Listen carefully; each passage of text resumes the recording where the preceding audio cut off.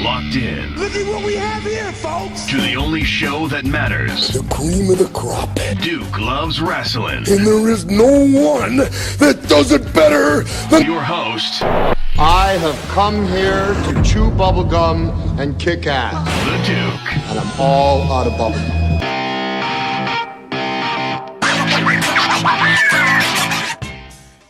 Ha! Welcome back to Duke Loves Rasslin, and happy holidays to everybody. That's right, Jack. This is the show about pro wrestling and everything else. I am the Duke, the man of the hour, the man with the power. Too sweet to be sour. I love that. Listen, folks, Christmas is only a couple days away. All right, so you literally have about 5 days left. Not even 5, 4 days left to figure out what you're going to do, okay? You might get that lump of coal if you were naughty, or you might get that super duper pooper scooper, whatever the heck you were waiting for this year if you were nice. We'll have to wait and see what happens there. Listen, last week's episode was a home run, okay? We had James Beard, who ended up getting some great coverage all over the internet for some of the things he said about women's wrestling and the WWE. Also, the direction of the NWA. So shout out to James Beard, our friend there. He's fantastic. We also got some coverage for Reed of Pugilism Co. You know, he's our combat sports expert. He's talking about boxing and MMA. Even mixed in a little bit of NFL news inside of there, which is pretty cool.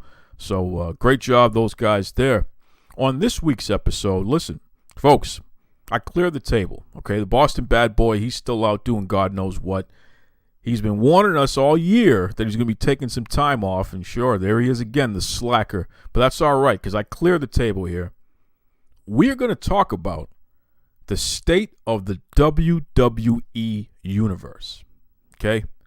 I posted some stuff in the Duke's Wrestling Crew and also on the fan page, and it's gotten a little bit of a response there. Folks getting a little passionate about some of the things I had to say. So we're going to talk about it here on the show. We're also going to run the ropes, talk about the top stories in the world of professional wrestling. But before we get to any of that, listen, I got to bring something up here. Stop what you're doing, especially if you haven't seen this already. I want you to go to Google and type in Sean Phoenix 450 Splash. So put that all in there. Okay, I want you to Google that. There's an indie wrestler who literally cracked his skull open because he went for a 450 splash onto the outside. His opponent was on a table, and things did not work out. I mean, this poor guy, his head ended up smashing against the concrete, basically. It just, oh, my God. From what I understand, he's lost hearing in one of his ears, and, you know, he's in pretty bad shape, but it looks like he's going to make it out. Can we stop? Seriously, wrestlers, can we stop with the dives and the flips and the nonsense to the outside? Especially at these indie shows where you don't have any real protection on the outside. I mean, I understand even in the WWE that little mat that they have is more for protecting the wires underneath than it is for protecting the talent. But we really need to rethink what we're doing out here, okay? Because there is no reason why this Sean Phoenix guy should literally be partially deaf for the rest of his life because he's doing these crazy stunts out there just so a couple of hot dog eating weirdos can chant, "This is awesome." Give me a break. We have set the bar so high that our heroes, our superheroes out here, our real-life action figures, these pro wrestlers, they're putting themselves in harm's way. And damn it, at some point, somebody's got to speak up and say enough is enough. We know far too much about CTE. We know far too much about the issues of folks can't even walk anymore. I mean, just the nonsense that happens as a result of taking these crazy bumps, doing these crazy stunts. This poor guy will not even be able to hear out of one of his ears for the rest of his life. He's lucky he's even alive. I mean, it's fascinating. I I encourage you to see it. I warn you, though, it's pretty graphic. But I want you to see it because understand, fans, and I'm talking to you specifically, fans, this is the pressure that we've put on these wrestlers. We have them believing that they need to do this nonsense just so you, wearing a t-shirt from another promotion, because this wasn't a WWE event, this was some indie promotion here, just so you can chant, "This is awesome." No, it's not awesome. It's terrible. Poor guy. I'm sure he has a family. He has a life. What does this mean for him now? Think about that stuff, man. Come on. I don't want to see another wrestler do another flippy move to the outside onto the cement ever again. I don't need it. Does nothing for me. Okay? Because when you got to pull off nonsense like that, you know what that tells me? That tells me that you don't feel that the fans want to see you tell a great story in the middle of the ring. The fans don't want to see you show them that all the training that you've done for years, that you know what you're doing in between the ropes. No. You got to literally practically break your head open. Well, he actually did do that. Not even practically. He did it. Just for people to say, oh, hey, man, wow, that's pretty bad. I don't know. I just, too many humanoids out there that are pushing these wrestlers in the wrong direction. And it just, you would never see Ric Flair try to do a 450 splash to the outside. Give me a break. Barry Windham. You're not going to see Barry Windham do something ridiculous like that. Those guys are the best. Dory Funk Jr. Those guys are the best. Come on. I don't recall Junkyard Dog doing 450 splashes onto the concrete. Give me a break. I'm telling you, folks, I beg of you, enough is enough. Think about the safety of these athletes. Please. Ridiculous. With that said, run the ropes.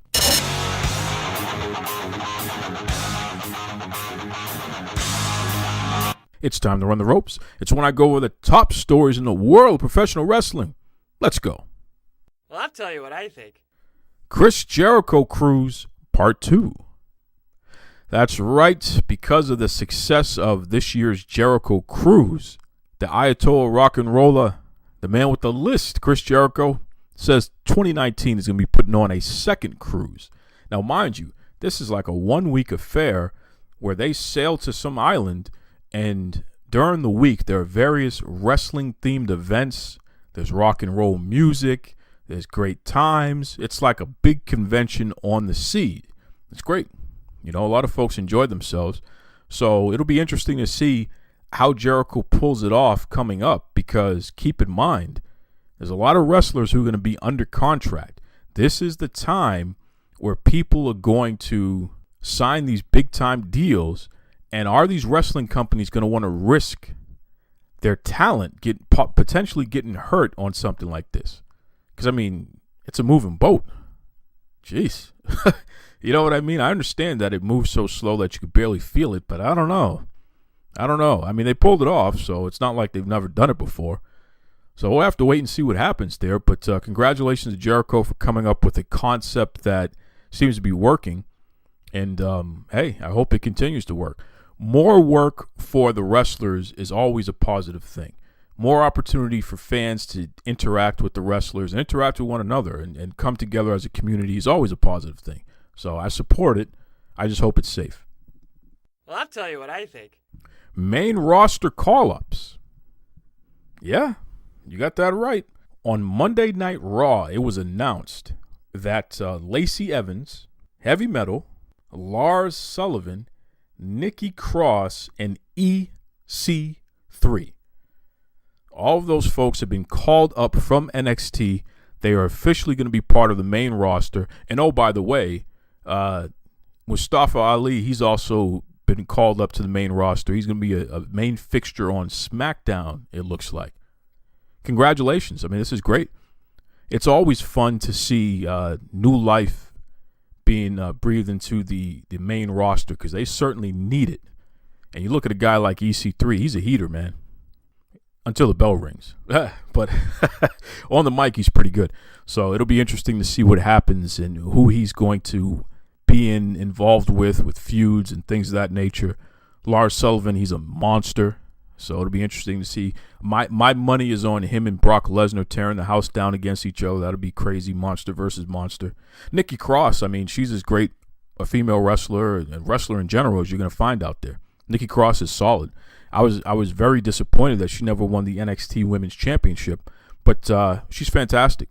So she'll be interesting to see. Heavy Machinery, they're a solid tag team. Please, WWE, please, can you commit to the tag team division? You got some great teams out there who work very well with each other and are interesting people online as well. Can we commit to the tag team division? And Lacey Evans, I mean, she's interesting. You know, powerhouse, veteran, has an interesting look. So it'll be cool to see who she has conflict with on the main roster. So interesting. I mean, we got some main roster call-ups here, and the question is, how is that going to affect everyone else? Are there going to be some people who will let go as a result of this? Ooh, I don't know. I have to wait and find out. Well, I'll tell you what I think. Bully Ray says there'll be no Bullet Club without aces and eights. Yeah, this might be the most ridiculous thing I've seen all week, folks. Bubba Ray Dudley, a.k.a. Bully Ray, he said on Busted Open Radio this past week that there would be no Bullet Club. You know, the faction that was created in New Japan Pro Wrestling.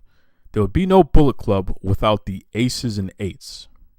Literally, the forgettable faction that was in TNA Impact that barely anybody remembers. You really got to be a strong wrestling fan to remember who they were. And they were basically just a bunch of former WWE wrestlers for the most part put into a faction. It was like a fake motorcycle club, nonsensical, God knows what. He's been saying a lot of crazy stuff lately, this Bully Ray, and I shake my head because I don't get it, man. It's like, come on, dude. No one even remembers aces and eights, and no one ever cared. So to claim that there would be no Bullet Club without the aces and eights, I just stick to that whole ECW nostalgia stuff, pal. Huh? Stick to the Dudley Boys nostalgia, but don't go around thinking that something that you did in TNA was worthy of claiming that other major factions, especially like the Bullet Club, which is a worldwide phenomenon, you think that you deserve credit for them? Sit down. Have a seat. Have a seat, big man. Please. Ugh.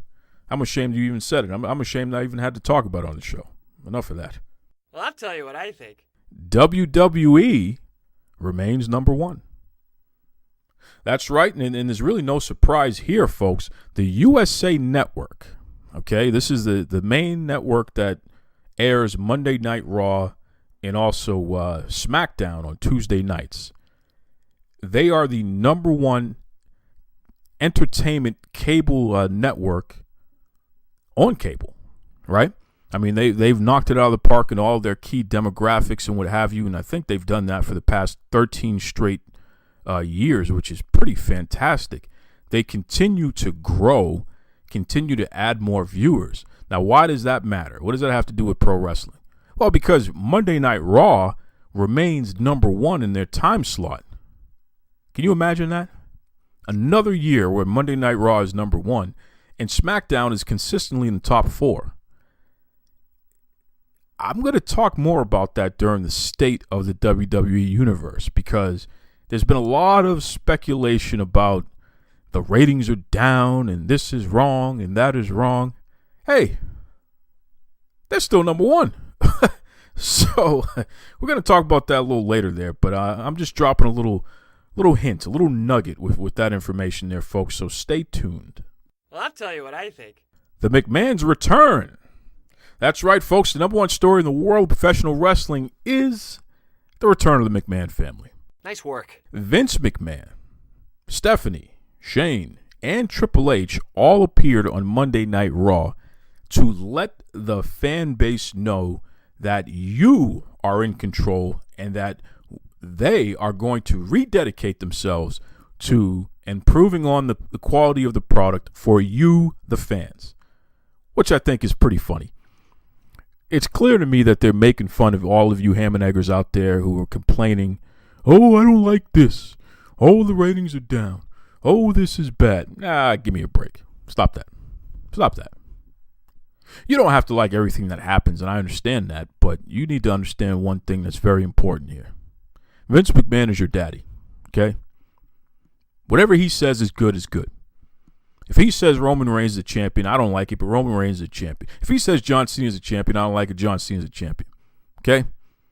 You will respect the McMahons. You will respect the WWE and what we have going on here because it's the best thing going, Jack, and don't you forget it. Okay? So, but I'm excited. I'm excited about the McMahons returning to television. I think it's interesting that Baron Corbin and Paige have been relieved from their quote-unquote GM duties. We're going to get more McMahons every week. So, I don't know, man. It's heating up. I mean, we're going into WrestleMania season, so this is a great time for it. So we'll have to wait and find out what happens here, but you can bet it's going to be must-see TV because that's all the WWE provides. Yeah, I said it. You heard me. Huh. That's right. You heard what I think. Now, what do you think? Do you agree with me? Do you think I'm a jerk? Maybe something in between. Head over to Facebook. Head over to Twitter. Type in Duke Loves Rasslin and let me know. Up next, I'm going to review tables, ladders, and chairs. This is former WWE superstar Al Snow, and I have created the wrestling brand, Collar and Elbow brand. It's wrestling apparel made by a wrestler for the wrestling fan in all of us. The love, the passion you have for wrestling is in this apparel. CollarandElbowBrand.com. Buy it today, and also round up your purchase and help support the former wrestlers who made it possible for you to love wrestling today. Go to CollarandElbowBrand.com and help support Cauliflower Alley Club and their charitable effort. All right, folks. This past Sunday, we had the WWE TLC, Tables, Ladders, and Chairs pay-per-view, which was fantastic overall. Fantastic. Very interesting stuff there. There were some misses, though. I'm not going to try to sugarcoat that. So let me go over quickly some of the results, and then I'll dig into the stuff that really stuck out for me. So number one, Buddy Murphy, he retained the Cruiserweight Championship by defeating Cedric Alexander. Elias, he won his ladder match where, it was a guitar on a pole match. He defeated Bobby Lashley, but he still ended up getting hit with his own guitar, which was pretty awesome. One of the better matches of the night, the Fabulous Truth, which is Carmella and R-Truth, they beat Alicia Fox and Jinder Mahal to officially win the Mixed Match Challenge, and they both are going to enter the Royal Rumble at number 30. Now think about that for a second, because that's pretty wild, huh? R-Truth is going to be the number 30th entrant in the Royal Rumble, and the same thing is going to happen for Carmella in the Women's Royal Rumble. Hey, man, they could be odds-on favorites of winning, which, remember, the winner of the Royal Rumble, they have the Money in the Bank briefcase so they can choose who they wrestle later on. I don't know. It's going to be interesting. I have to wait and see what happens there. The Bar defeated New Day and the Usos to retain the SmackDown Tag Team Championships. Pretty good match. Nothing negative to say about that. About 12 minutes of action, which is pretty cool. But it's nothing that we haven't seen before. Braun Strowman defeated Baron Corbin. Now, this was kind of interesting because Strowman never took a bump and never really gave a bump either. He showed up. He just had that elbow surgery. So he showed up in a sling, and literally everybody else in the roster came out and took turns beating the hell out of Corbin. I mean, Glorious Bobby Roode, Apollo Crews, everybody came out and just beat up on Corbin. And then in the end, your guy, Braun Strowman, walked into the ring, put his foot on Corbin, and got the 1, 2, 3. So, interesting fluff. Kind of a little swerve there. A little swerve. But it wasn't too bad. Natty defeated Ruby Riott in a tables match, which it was just weird, man. Seeing Jim the Anvil Neidhart on a table And that whole storyline didn't make any sense to me. It was weird, but I was glad that Natty ended up winning, so she got her revenge for such a ridiculous thing of putting Neidhart on a table. I don't know. Eek. Finn Balor defeated Drew McIntyre. Again, it's not anything we haven't seen before, so whatever. I really wasn't interested in this match. Rey Mysterio defeated Randy Orton. Another throwaway match. We've seen it a million times before, and really, these guys, the crowd really wasn't in it. I'm going to tell you right now, the crowd pretty much died after the whole Strowman match, and it took a while for them to recover. Ronda Rousey defeated Nia Jax for the Raw Women's Championship. No surprises there. Pretty good match. Daniel Bryan beat AJ Styles. Again, no surprises there. Another solid match by those two. You know, you're always going to get your money's worth whenever you have Daniel Bryan and AJ Styles. There's no two ways about it. The worst match of the night right here. Dean Ambrose defeated Seth Rollins for the Intercontinental Championship. It was the worst match of the night. These guys had no chemistry. The crowd was dead. It just did not work. And from what I hear, backstage, Vince McMahon ripped the two of them a new one, which he should have, because it was just a terrible match. It was awful. It was uninspired. Didn't make any sense. It wasn't cohesive. And quite frankly, it's nothing that I don't expect out of these two, because I've been telling the whole world forever that they're just a couple of punks. So, surprise, surprise, folks. Couple of punks. They couldn't get it together, and that's why it was the worst match of the night. Yeah, I said it. Take it to the bank. You better believe it. But because all of those matches happened beforehand, the night ended with Asuka defeating Becky Lynch and Charlotte. Like the Duke predicted, I told you that was going to happen. Okay? I told you my girl Asuka was going to end up being the champion. She did it. Never mind the fact that Ronda Rousey came out and pushed a ladder that both Becky Lynch and Charlotte were on, which allowed Asuka then to climb the ladder and grab the SmackDown Women's Championship. That's nobody's business. Stay out of this. What matters here is Asuka is the SmackDown Women's Champion, and then on SmackDown Tuesday night, she defended the championship against Naomi, and she won. Nobody's ready for Asuka. You hear me? Nobody is ready for Asuka. Tell you that right now. I'm very impressed with her. I'm very proud of her. The others, they can have their little feuds and do whatever they want, but now it's time to kick it into high gear, baby.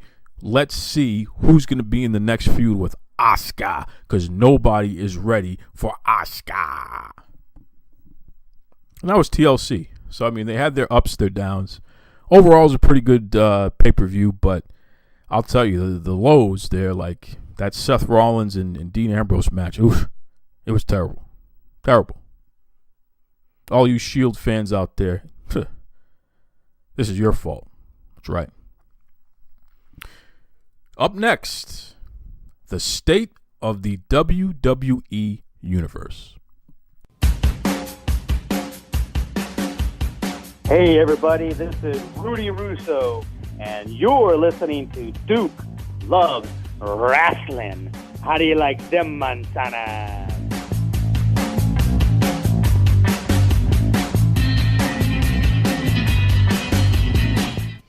All right, folks, like I said, I was going to give you the state of the WWE Universe.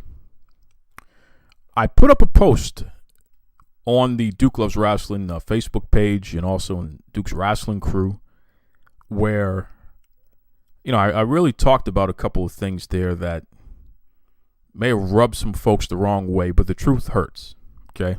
And I'm not talking about the lady that sings the song Contagious. You know that song. Truth hurts. I'm going to just say this right now, okay? And let me back up for a second. So, you see, we talked about the fact that the USA Network was number one in all of its demographics, right? And we talked about the fact that Raw remained number one for the year. SmackDown's in the top 4. So, you know, they could be 1 this week, could be 3 next week, et cetera, but they're in the top 4 on television. That's a tremendous feat. To be top programs week in and week out, that's a tremendous feat. Because there's a lot of options on television these days, folks. You know that. We got hundreds of TV channels, and that doesn't even count all the other content that we can get on our apps and on demand and online, all this other stuff. Okay? So for SmackDown and Raw to continue to put up those kind of numbers, it's just tremendous. So let me ask you this question. Why is it that all of these experts, so-called experts in their own mind, why do they keep saying the WWE is in trouble? If the WWE is outperforming their competition, if the WWE is bringing in all this money, how the hell are they in trouble? Can you answer that one for me? I mean, Jesus, even Ms. and Mrs., which is this random reality TV show, it had the #1 debut on USA for a reality TV series. Okay? It's been years since anyone put up numbers like that. Ms. and Mrs. That just goes to show how strong the WWE brand is, because that show was kind of weird. Yeah, I said it. So what? I'm going to tell all of you journalists, you podcasters, all of you so-called analysts and experts, don't you ever fix your social media fingers, don't fix your face, don't even fix your mind to ever claim the WWE is underperforming. Not when they're #1 with Raw, not when they're in the top 4 with SmackDown, consistently, by the way. Not when they sold the rights to air those shows for over $1 billion each. Over $2 billion just to air 2 shows. There was nothing about the WWE that's failing. There was nothing about the WWE that's not delivering. Like I said before, you may not like this storyline or that storyline. The fact that so-and-so is champion and so-and-so isn't. That happens. That's normal. But you can't take that and try to claim and think you're going to get any credibility by claiming that this somehow is an example of them underperforming. They're in a league by themselves. Okay? It's like when you think of things to clean your ears with, right? What do we call it? We call it a Q-tip. But that's not the only company that has the cotton swabs to clean your ears. We don't call them cotton swabs. We call them Q-tips. Right? When you want some petroleum jelly, you don't call it petroleum jelly. You call it what? Vaseline. Huh? When you want to watch pro wrestling, 9 times out of 10, you're going to say WWE. And if you're old, you're going to say WWF. Huh? We're in a league on our own. And I'm saying we because, those are my people. We're in a league all by ourselves. So all you fear mongers out there who want to take shots at the E, I'm talking to you who allegedly is part of the WWE universe. Cut the crap. Okay?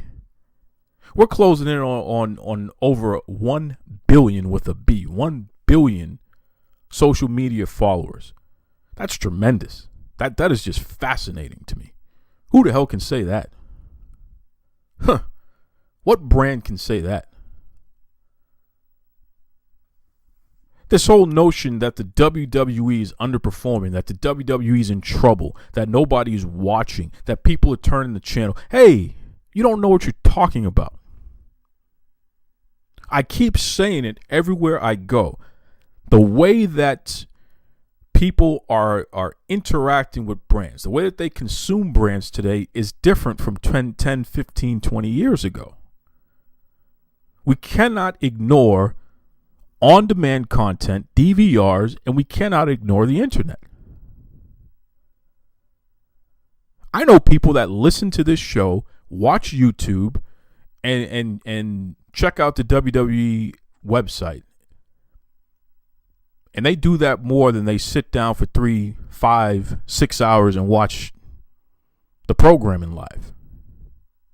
But they're still consuming the content. They're still interacting with the brand, and they're still aware of what's going on. That's not underperforming. Times are changing. Think about that for a second. You want to get your vegetables, your daily dose of vegetables. You want to get your daily dose of fruits. You don't got to sit down and peel an apple anymore. Blend that sucker up and drink it. Hell, you could take it in a pill form. If I want my daily dose of vitamin C, you know what I do? I eat a gummy. You believe that? These little gummies, like little candies. I just chew a couple of those. There it is. My daily dose of vitamin C. They even got it in powder form. You could pour it in a glass of water, spin it around, and drink it. Done. I don't got to worry about orange peel juice getting in my eye. It happens. It's enough. I've had enough of you so-called experts. You don't know what the heck you're talking about. You've never sat down and taken a look at the facts there. So when the numbers come out, you got nothing to go by. I love my buddy there, Jay Berg. You know, I had him fill in a couple times on the show, and he says, well, hey, you know, attendance is down. And you know something, Jay Berg? You're on to something. Live attendance figures, especially domestically, they're flat. They're flat. You could even make the argument they might be slightly down. But guess what? The WWE, they cut their operating costs. So they were going to offset anything even related to that from the beginning. And that was before you could even think about the fact that they signed the Saudi deal, that they just signed those new television contracts with Fox and USA. And keep in mind, those contracts are just in the United States. That doesn't even count the contracts that they have internationally where they're going to broadcast these shows. The WWE is doing a lot of things, and losing money ain't one of them, Jack. I'll tell you that right now. So it's time for all of you so-called experts to stop. Stop trying to assume that you know what you're talking about as it relates to this stuff. You don't. You do not understand the business. Okay? You don't. I had somebody tell me online the other day, nobody cares about heels and baby faces anymore. Are you kidding me? What? Nobody cares about heels and baby faces. Well, how the heck are you supposed to follow the story? Of course we care about heels and baby faces. We need to know who to boo and who to support. That's the basic foundation of wrestling. You take the heel and the baby face concept out of it, it ain't going to work. You cannot sustain that for a long period of time. No way. No how. That's why Daniel Bryan is a heel now. Yes, everybody loves Daniel Bryan. And yes, we're still going to wish him the best and hope he's okay. But he needs to do something dastardly because, listen, AJ Styles is working as a babyface right now. We don't want to part from that. Just stop it. Stop it, all of you. Get your act together and stop it. I don't want to hear another negative word about the WWE again from any of you because you don't know what you're talking about. You're going to continue to watch. You're going to buy your t-shirt. You're going to go online and you're going to watch on YouTube with the clips and you're going to share the memes. You're going to do exactly what you have been doing because the WWE is just as important in your life as any other entertainment entity. It ain't Warner Brothers cartoons anymore, Jack. I'll tell you that right now. WWE's in trouble and they're not doing this. Stop it.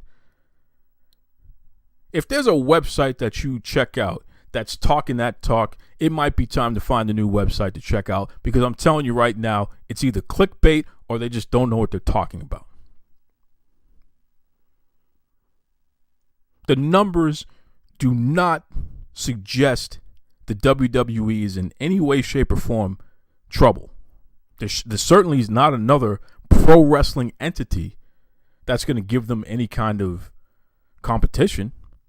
So you got to look at other forms of entertainment. Well, guess what? They're kicking their butts too. Now what? Stop it. Stop it.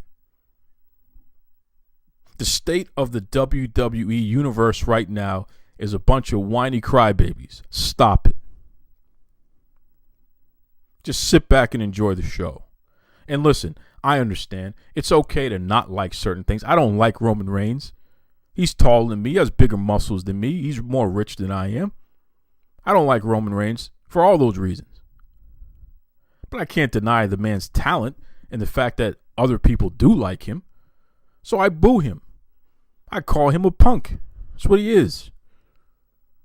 Somebody said to me, well, you know, Roman's sick right now. What does that have to do with anything? He's still taller than me, has bigger muscles, and rich, even while sick. So me and him got beef. Period. I know you're listening, Roman. Don't think just because you're sick, I'm not going to take exception to the fact that a sick man still has bigger muscles than I do. That's a problem. You didn't shrink. You're still taller than me. And I know for a fact that you still got more money in the bank. Buddy, we got problems with each other. When I see you on site, I'm going to tell you we got problems. That's it. But I still respect the fact that you're a major part of the WWE universe. I'm okay with that. I need somebody to cheer against and hope that somebody beats the hell out of. That's okay. It's real life. But I'm not going to say the company's going down the drain because Roman Reigns happens to be a champion at some point. And I'm sure he's going to come back and do that. There's speculation that if he's feeling all right, he might win the Royal Rumble. I pray to God that doesn't happen not because I can't stand him so much, but because I'm going to put on a piece of booing that will turn heads, okay? If this fool comes back and wins the Royal Rumble. But I'm not going to have the audacity to say that WWE is failing because of it. Are you kidding me? Slow down, Duke, man. You're getting crazy over here. I don't care. I don't care. I'm going to tell it like it is. This is my Christmas gift to the WWE Universe.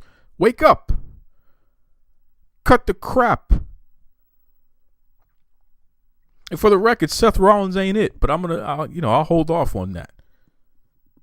Cut the crap. Anyways. Need to get myself together here. I got to wrap some presents. Listen. I'm hearing that the guy who used to be the Green Ranger on the Power Rangers, I'm hearing that he is starting some trouble down in the Texas territory, Laredo.